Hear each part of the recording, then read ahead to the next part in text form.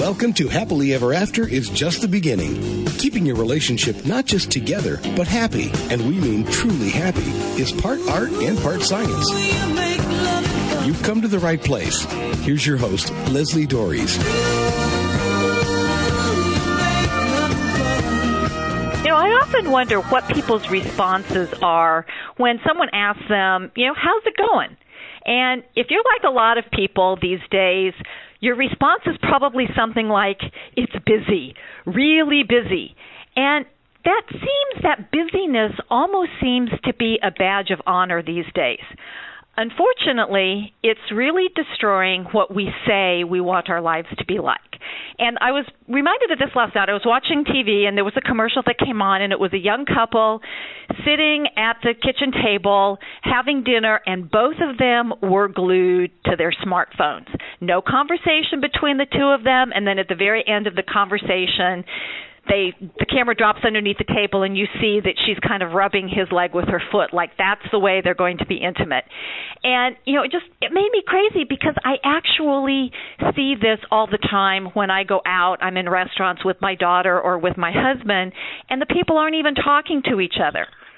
And a colleague of mine wrote a book a while back where he said that for a good, solid marriage, the partners need to be spending 15 hours of uninterrupted one-on-one time with each other a week. And when I ask my clients how much time they spend together, they look at me like I'm crazy, like we're supposed to spend time together. We don't have time to spend time together.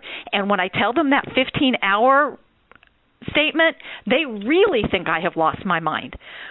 But nothing thrives on neglect, and your marriage and your family aren't any different. And despite this ever-present pressure, it isn't necessary for you to give into it.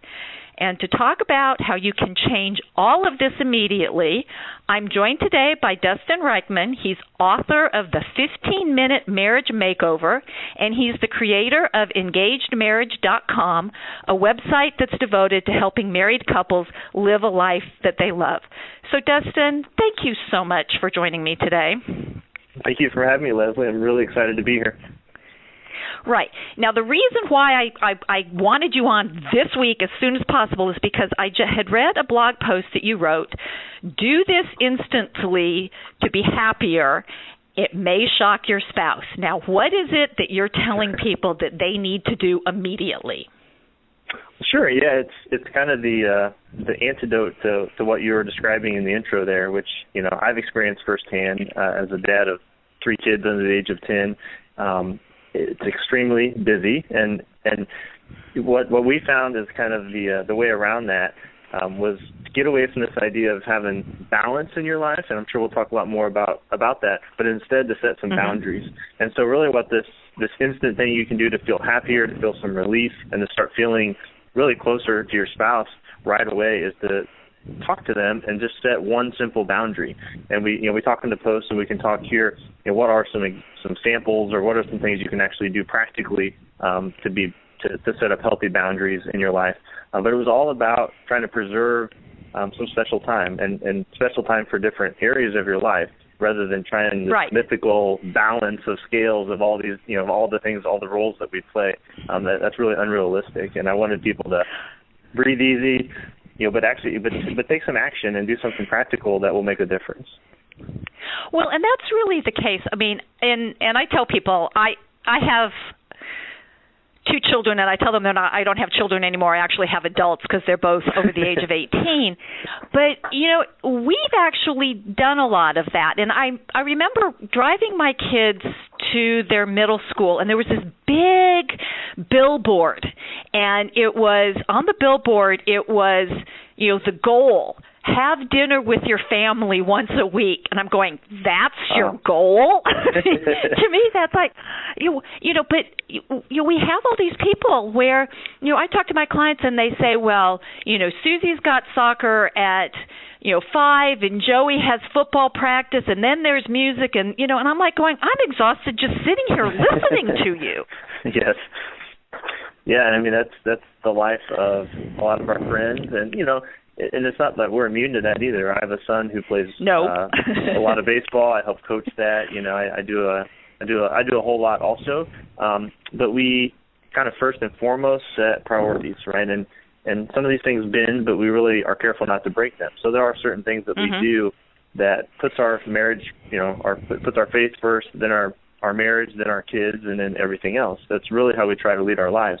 And it's one thing to say that, and as you said in the intro, I think a lot of people would describe what they want their life to be like, but then the reality is they don't get there, and it's this kind of curse of busyness, and it's this feeling like we're always on, right? And I think the smartphones that you described on date nights is a really good example of that. Even when we do have the time to be alone with our spouse, we get so used to being busy that it actually becomes uncomfortable, and we feel like we have to constantly be consuming information or be distracted.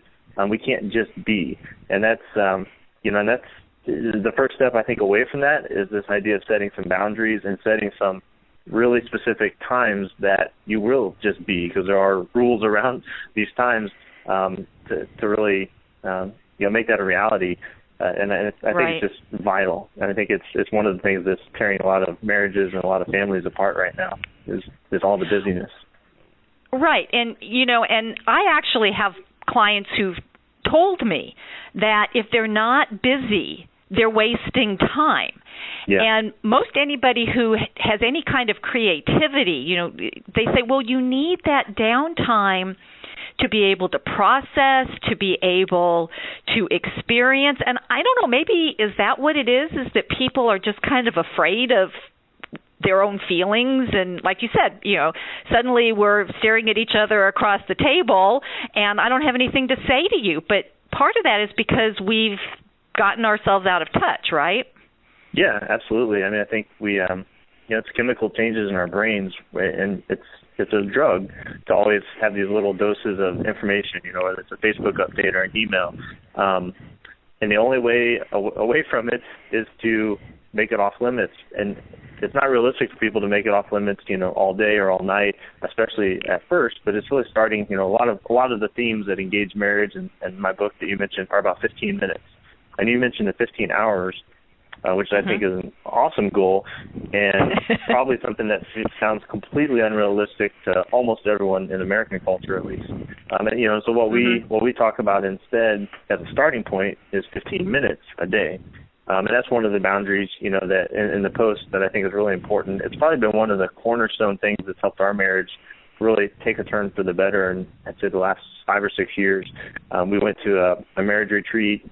We actually invited there to speak, which is ironic, and we did speak. But, as part of being in the audience, we picked up some things. And one of the key things we picked up was this idea of couple time, just being time to just be a couple and not be all the other roles. You're not a parent, you're not an employee, you're not a blogger, you're just a couple, and you're able to hang out. And it's not easy to do when you haven't done it for a while. And so what we kind of prescribe to people is 15 minutes of couple time a day. And that's one of the boundaries. So for us, that happens to be at around 8:30 every evening. So once the kids are in bed, before we go off and do all other things, because we have a lot going on, we make a concerted effort to spend 15 minutes together, just my wife Bethany and I. And that might just be sitting on the couch with no TV, no phones, chatting about our day. It might be sitting on the front porch having a glass of wine if it's nice outside. The setting is not all that important. The idea is though that the cell phones are away from us. Yeah, the TV is away from us. It gives us a chance to start talking without any real goal in mind, and a lot of times those end up being the best conversations. A lot of times that becomes an hour when it was intended to be 15 minutes, but the 15 minutes is the sacred part of that. It's like, yep, I know at 8:30, I know I have to, write a blog post, or I'm doing a podcast interview tonight, and she may be doing, school preparation, but we can wait 15 minutes. We can do that at 8:45. At 8:30, let's just hang out and just be us, hold hands, chat, and it's really, honestly, made all the difference in the world. It's such a simple thing. And it really is that simple. And what I always like to tell my clients is, most of us, if we're only spending 2-3 minutes, maybe 5 minutes at a time interacting with each other, then what we're at is what I call informational exchange.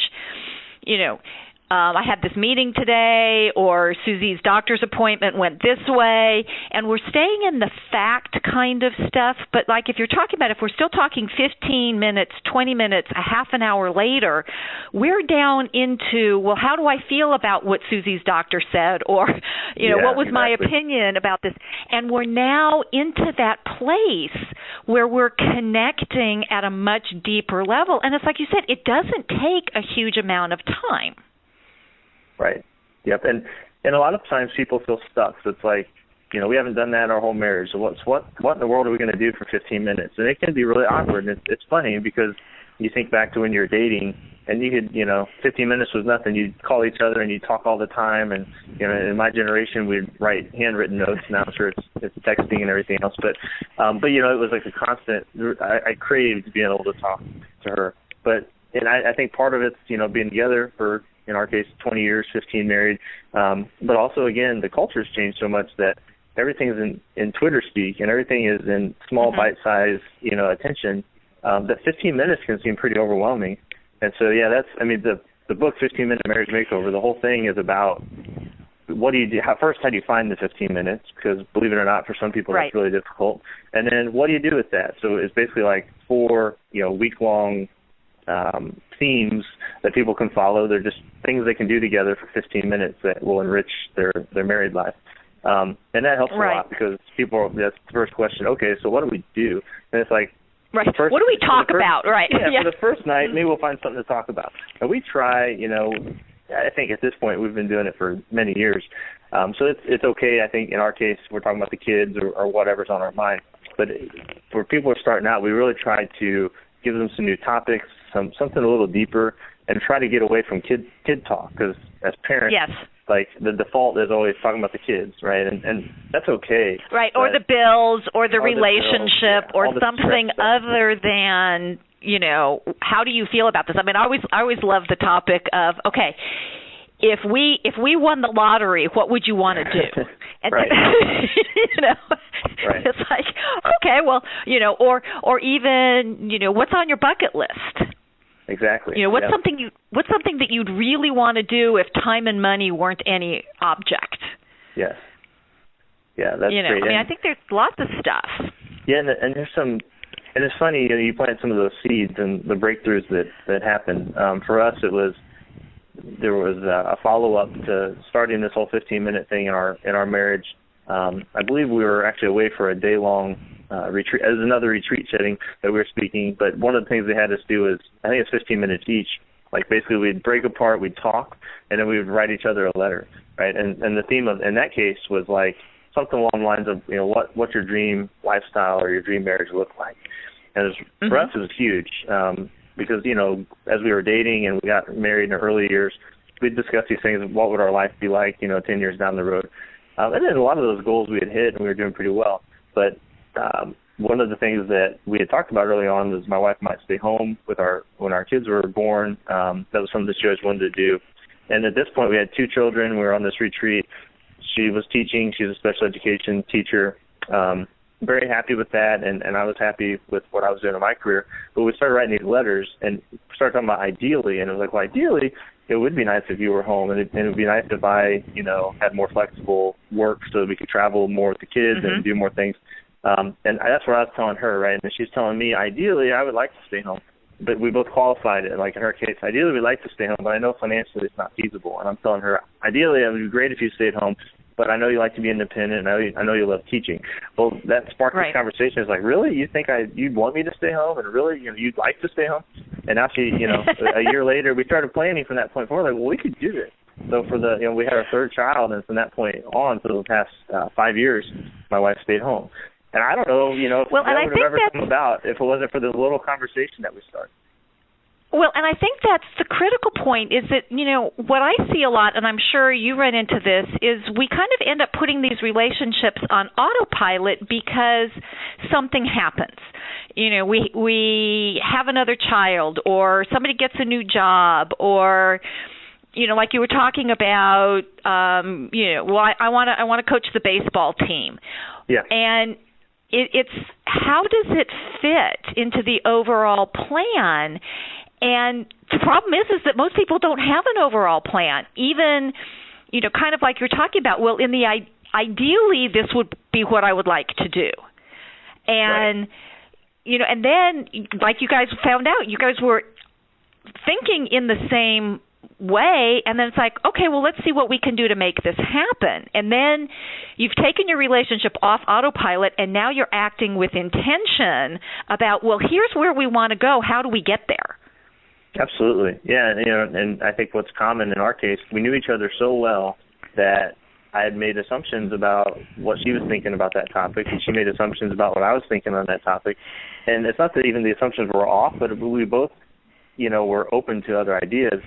But we were both almost like, I don't know, scared's the right word, or we just kind of completely put it out of mind and dismissed it as a possibility because of the assumptions we had made over the past preceding, few years. And then, all it took was a conversation is like, well, what if, and why do you feel that way? And it's the things you talked about, getting past some of the surface talk, and really getting to some of the core issues. And that's just one of many examples in our own marriage. And, with engaged marriage, we've been fortunate enough to have over 5 million people visit our site, and we get to interact with a lot of couples.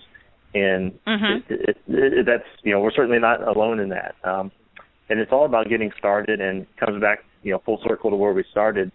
I think a lot of people just immediately say, look, this is a really busy part of our time in our life, and we're doing what we can do. Maybe later, maybe when the kids are out of the house, we'll be able to reconnect. And the unfortunate part is, unfortunately, by the time the kids have left the house, by the time the kids leave the house, they're sitting there at the kitchen table going, who are you and what are you doing in my house? And we've lost the connection. And the critical point that we have to keep coming back to, I think, is it doesn't take a lot of time, but we have to make that time a priority. It's like, because I remember years ago, and I'm going to date myself here because my husband and I used to write each other love letters when we first got together. But I'm dating myself back to, there were a bunch of TV shows that I liked to watch, and they all happened to be on at 10 o'clock at night. And my husband wanted to go to bed at 10 o'clock at night. And so it was like he was going to bed and I was staying up and watching TV, and then all of a sudden I look across and wait, there's a VCR. Right. I can record all of these shows. And just doing that then allowed my husband and me to go to bed at the same time, which allowed us to spend time together. We weren't always being physical, but if we wanted to be physical, at least we were in the same place at the same time. Exactly, yeah. And both awake, and it was really that simple. Is I don't need to stay up for an extra hour and first off, none of the shows were all that put up against my marriage. None of the shows were important enough to do that. But we see this all the time with people, guys who have to watch every single football game. I'm kind of glad that the whole fantasy sports thing is getting a hit because everybody's spending so much time focusing on the games that they're forgetting who their partner is. Right. Or the women with watching The Bachelor or whatever the heck anybody's doing. Right. No, and that's a good example. of the boundary idea. So kind of my motto around this is forget about balance. Like that's maybe, I don't know, at some point in time maybe that was even possible. But the problem is people feel like if they're not perfectly balanced, then why bother? And then when they know they're not balanced, quote unquote, then everyone starts feeling guilty. And that's this whole idea of be happier by letting go of this idea of being balanced and instead focus on boundaries. And one that you just mentioned is one of the ones that we talk about a lot, which is going to bed at the same time. Right. There's a lot of boundaries. If someone has shift work or whatever, that's understandable. But if you're in the house at the same time, it's a great thing to go to bed at the same time. And my wife and I, struggled with that for the same reasons. I'd be up working late and she'd just go to bed, and it didn't seem like a big deal. But when I committed to going to bed at the same time, even if I was laying in bed reading while she slept, or if she watched a TV show while I slept, just being there at the same time in bed was helpful. But yeah, some of the other ones I think your listeners might be able to grasp easily and do something with. We have, like in our house, we have a blackout zone from 6 to 8 p.m., which basically means after we're all home and we have dinner as a family. So, one of them is that we almost always, as much as possible around baseball and things, we do have dinner as a family. And then beyond that, though, between dinner and when the kids go to bed is no phone, no computer time. And that's for all of us. So, right. Like my kids want to play on an iPad or their DS, so they can do that before dinner, after school, but after dinner, no. There's like a 2 or 3 hour window there where I'm not checking my email, I'm not on the laptop, my wife's not doing that. And that's a huge boundary, and it's one that most families would really benefit from. Another, you don't hear all the teenagers breaking out into a cold sweat right now. Right. What? 2 hours. What? I have to put my phone. Well, and it's actually not just the teenagers; it's their parents as well. And parents, yeah. And this is Happily Ever After. All right. This is Happily Ever After is just the beginning on webtalkradio.net. I am Leslie Dories, and I'm talking with Dustin Reichman, author of the 15-Minute Marriage Makeover and the creator of EngagedMarriage.com, about how you can take back your marriage. If you are struggling in this area, I might be able to help. I offer a free, no-obligation strategy session that will get you on track to creating the marriage you've always wanted. So take a moment right now and send me an email at Leslie, Lesli, at foundationscoachingnc.com. That's FOUNDATIONS coachingnc.com, or give me a call at area code 919-924-0463. And now I'm going to get back to this great conversation about how you can set boundaries around your relationship. And, Dustin, you talk in the article about multitasking, and everybody seems to think, well, I can watch TV or be on my iPad and I'm still present with my partner. Can you kind of blow that out of the water? Yeah, I think the simplest way to put it is that multitasking is a myth. I think it's been proven a myth from every study out there. I do a lot of reading on, productivity, time management, business things. These are just things that I geek out on. And it seems like you're doing a good job, and it seems like you're achieving multiple things at once, but you're really just honestly not. And I think if you do an experiment and you try for a day or a week to always be present in the one thing that you're doing. So, that's as simple as when you're writing emails at work, only write emails at work. Don't have your phone beeping at you for Facebook notifications. Don't try to do an email while you're on the phone with someone. Just do one thing at a time. Your focus is so much clearer.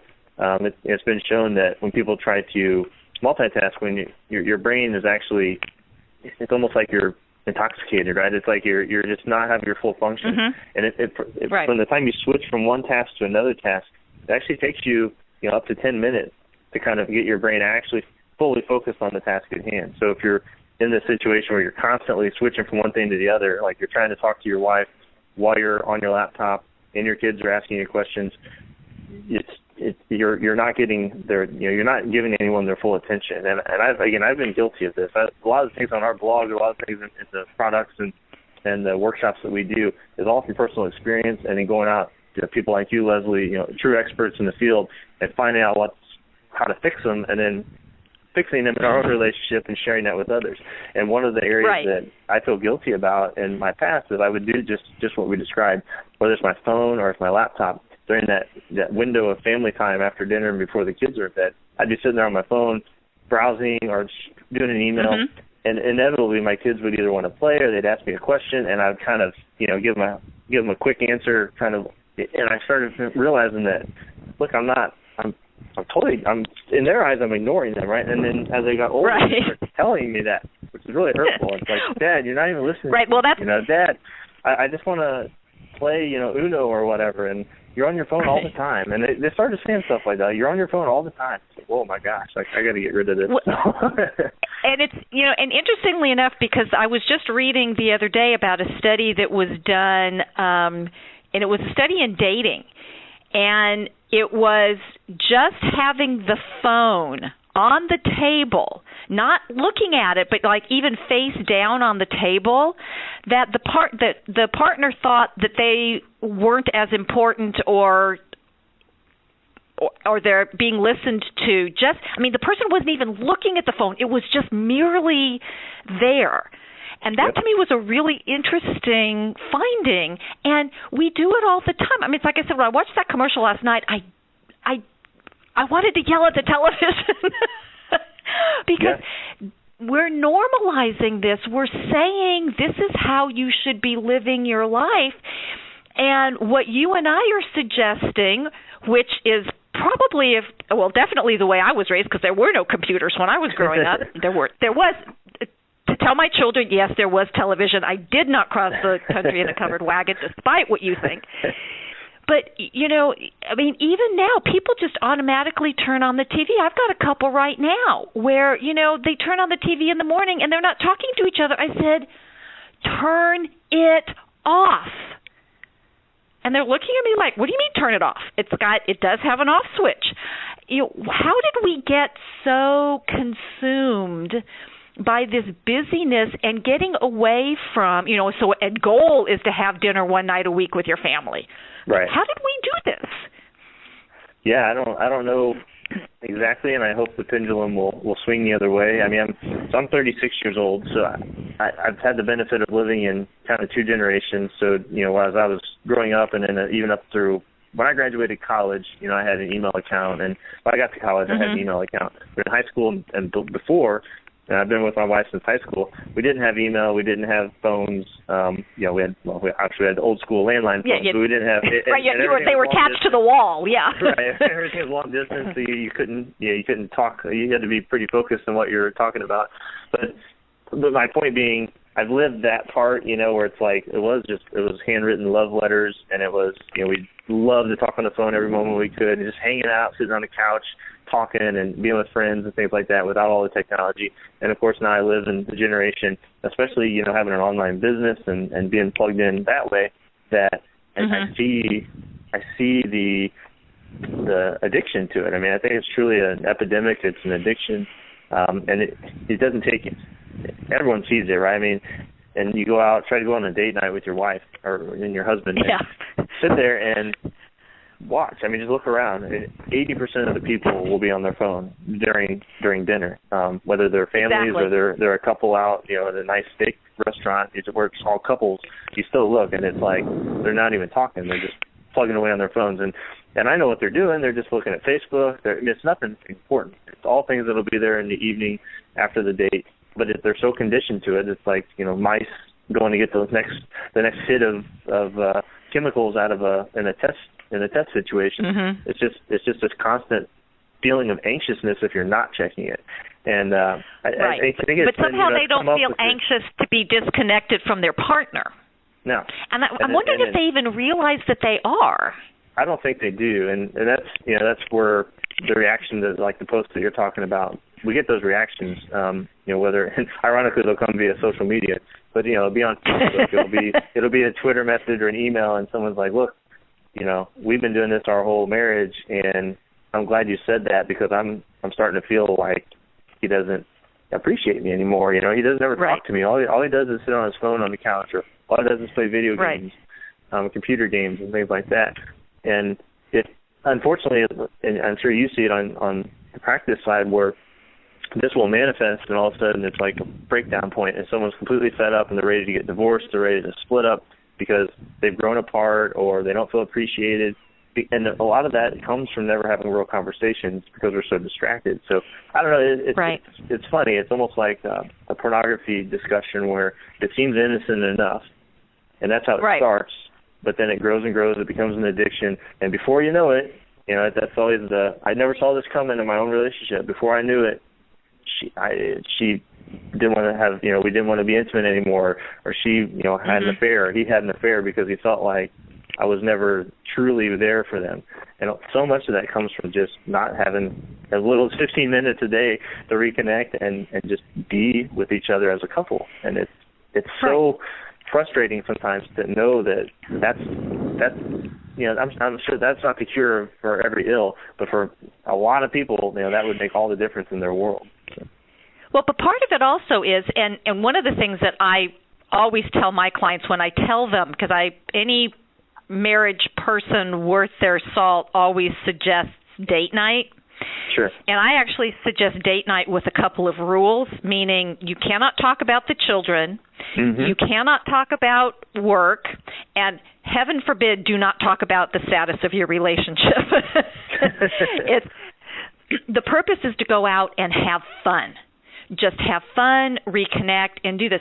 And it's kind of what you're saying is that if we did this on a daily basis, if we stayed connected, then when we do have to have a hard conversation, whether it's something about the kids or something about our relationship or something, we have the foundation, the connection, the closeness to have that conversation in a safe way, and our relationship doesn't spin out of control because, oh my gosh, we're now talking about this hard subject, whether, like staying home, do I want to stay home with the kids? Can we afford it? That can be a hard conversation to have, even though it's a positive conversation. Yeah, or you're faced with debt, or you are faced with an addiction, or you're faced with an in-law or a parent who's sick and you're going to have to be away caring for them. If the only time you talk is when there's really hard things to talk about, yeah, it's really difficult. Whereas if you're in the practice of talking and you have an open relationship that you talk on a daily basis, you do have date nights on a regular basis, it makes the hard stuff a whole lot easier to handle. And that's just, the date night's just another example of a boundary. So when people hear boundaries, it's got this negative connotation like you're limiting yourself, but it's really very freeing to know that as hard as this week is, I know, Thursday night I get to have a date night and we're going to go do, have dinner and you don't have to get out of the house. We can't afford a babysitter. Right. All the objections. You can have a date night. Right. The kids are in bed. You pour a glass of wine. And you don't have a TV on, and you just hang out, or you play a card game, or whatever you want to do. But you can do it at home. It doesn't have to be some elaborate, expensive experience. And I think if people can make a boundary of, we always have date nights on Thursday nights, or the second and fourth Thursday of every month are date nights, then look, I'm not going to schedule a social event. Kids are going to have to miss baseball practice, or whatever it is if it happens. And it's not going to be the end of the world. Right. It's all scheduled, and it's part of our family. It's part of our marriage. It's a boundary, a healthy thing that we've established, and it puts us first in our schedules. Yeah. So I want to go back to the article because I'm looking at these things, and I have to get this out here because we're talking about this, and you say spouse time is not work time, so you can put your phone away and actually have a conversation with your husband or wife. Kid time is not chore time. At least you say not always. So you can play with the dolls now and be present. And I think that's really what you're saying here is how do we make it so that in this moment I am really here with you. Yes, and I think the struggle there is, like you said, is type A personalities, or it's just we're always feeling like because time is so scarce that if I'm not being productive or I'm not learning something or I'm not doing something, it's a waste of time. And so that's always the thing that pulls us into multitasking. So can I sit there and play with my kids, play the game of life without having to feel like I'm check your phone, checking my budget, or thinking about my next, adventure or blog post or what I'm going to do with my friends this weekend. How can I make it to where I can actually sit there and do that and not feel, ironically, feel guilty for the things I'm not doing? And the way to do that is to have specified time for the other things too. So if you have work time and you're able to leave that during work time, or in this case the chore time, meaning, look, if I know I have to pay bills this week, but if I know every Sunday afternoon at 2 o'clock I spend 30 minutes paying bills, well then Sunday morning before church and the kids want to play a game, I know You're I've got available. dedicated time for the other stuff later. So this time is family time, and I can just do family. Well, and I guess I'm wondering how we get people to stop looking at the care and feeding of their relationship and their family as a waste of time. Yeah. I mean, to me, it's like, okay, how is that a waste of your time? I don't. But maybe that's just me and because of what I do. But can you in the article you talk about a quick rundown of how couples can get started making this change, creating these boundaries. So would you just run through those real quickly for the listeners? Absolutely, because you may be hearing all this and you probably would nod your head and agree, these are all good ideas. And no one would say, time with my spouse, time with my family, that's a waste of time. but that's how we actually practice a lot of times. So how can you actually make this change? I think the first step is to talk to your spouse about it. Say, look, I heard this radio interview. I read this post. Some really good ideas. I've been feeling guilty about this for myself, and I would like to be a better wife or a better husband. So can we, at 8:30 tonight when the kids are in bed, can we sit down for 15 minutes and just talk about our family schedule, right? So just kind of open a conversation with your spouse. Don't make it accusatory. Don't be like, look, I'm so sick of you. Make it about yourself. Like, look, I would feel better if I could set up some boundaries for us, and then sit down, and during that conversation, then you guys can share where you've been frustrated in your relationship when it comes to this idea of feeling guilty all the time about your time. And being careful not to attack your partner. No, that's really critical. I'm sitting there saying, look, I feel bad because, Braden, my son, told me I'm on my phone all the time, or I feel bad because, I'm sitting there wanting at dinner to have a good conversation, but all I can think about is work. And so I'm sitting here with you tonight so we can come up with a plan so I don't have to feel guilty anymore. Do you have any similar feelings or frustrations? Surely your spouse will. They'll be like, I feel like all I do is laundry, and I really just want to, have some time to play a board game with the kids or invite friends over or have a date night. We used to do that. Why don't we do it anymore? And that is just opening the conversation, make it about you. And then at that point, I think the really important part here is to agree on just one boundary that you can do for a week, right? So it's not about wholesale change. We're going to change our whole lifestyle. You can always grow from there, but just pick one little thing. And it may be that 15 minutes of couple time. It might be the date night. It might be no technology between 6 and 8. It might be, wherever you're feeling frustrated. Just choose one thing and agree to that. Start off simple and do it for a week. And say, look, after a week, we might decide this was no good, no pressure. We'll just quit. We'll go back to what we were doing. You can always go back, but just dedicate to each other that you'll agree on one thing that's easy and reasonable. Try it. If it works well, you can expand from there. Right. So it's do one thing different, do just one thing, and commit to it for a week. Yep. Sounds pretty easy. Absolutely. So, Dustin, where can people find you and learn more about this and become one of the 5 million people that follows you on your blog post? Well, I appreciate that. So the website is engagemarriage.com. So it's engaged with a D on it. Play on words there, but engagemarriage.com. If you come there, around the front page, you'll get to know a little more about myself, my wife Stephanie. There's an opportunity there to sign up for a newsletter. And, that's where we share all the new posts, any, special programs or experts that we brought on.